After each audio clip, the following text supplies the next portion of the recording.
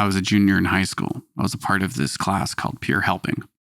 Peer Helping was a class that like had maybe 9 or 10 students in it. And it was an elective because we had electives in high school. And this was a class that literally, it was peer helping where you, there were, and this was back in like 2006.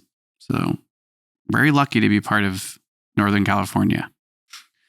But there was boxes in every single classroom. There was like the secret note box where students were allowed to write notes that would go into a secret box. And then individuals from Peer Helping would go around and collect all the other notes. And then in class, for the 9 or 8 people that were in that class, we would all read the notes. And if any of us felt strong enough, it was up to us, we would go to those students that wrote notes that were having mental health issues.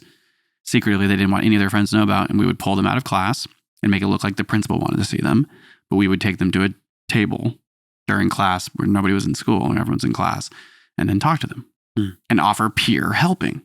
It was an insane class. It was amazing. Of course, you know me, junior year of high school was when it all started. I was like, I'm no longer a Christian, but I was still like a Christian. I've learned so much from where we come from.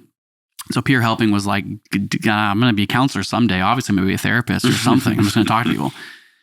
And literally nobody in that class felt safe enough to go pull other kids out. It was scary, you know? You're like one of them and you know them. And like, it was so like, how do you keep things private? How do you keep kids from committing suicide? They don't talk to teachers.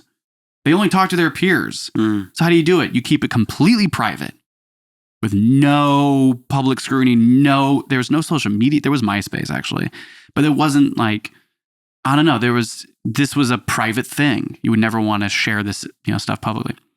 So I was, good old Nathan Blaustone, like, I'll go talk to the people.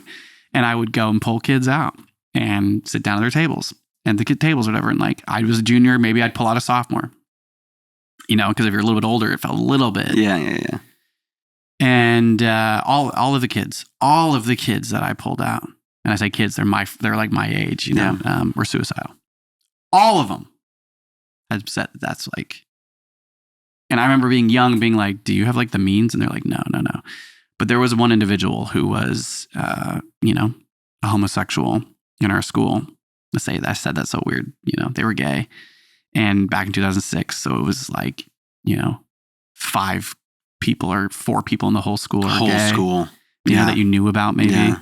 And then there was one that was, like that's how it felt. And so it was still so stigmatized. And, but this individual was, I'm not going to say what they were, but I was so young and I didn't know anything about transgender fully. I didn't really understand. I wasn't like thinking really, like those terms weren't like crossing my brain yet. But this was like a very, very, very flamboyant, if not, like man going to woman. And we talked, and it was a really sad situation. A lot of family, hardship. But this was like the conversation. It was like them feeling very unsafe in school, being a gay, feminine man. And like a week after talking with them, they attempted suicide. Were they successful? No. Thank God. You're telling me. That was a really, really weird experience for me. I can imagine, man. But like I'm trying to be as like private as possible as I say that, because I know that that's like 15, 20 years ago, but still it's like, that's like that's where it started, it was just like, sometime, I think, I don't even know how to even go from there. I just think it's like an experience that I had that was directly related to somebody that was so scared just to be themselves. Yeah. And they ended up trying to commit suicide. Yeah. And I was so confused. I was like, wait, why? Like, I didn't understand. I had even back then, I was like, we had a great conversation. It was like, but I didn't know what they were going through. I wasn't aware of it fully yet.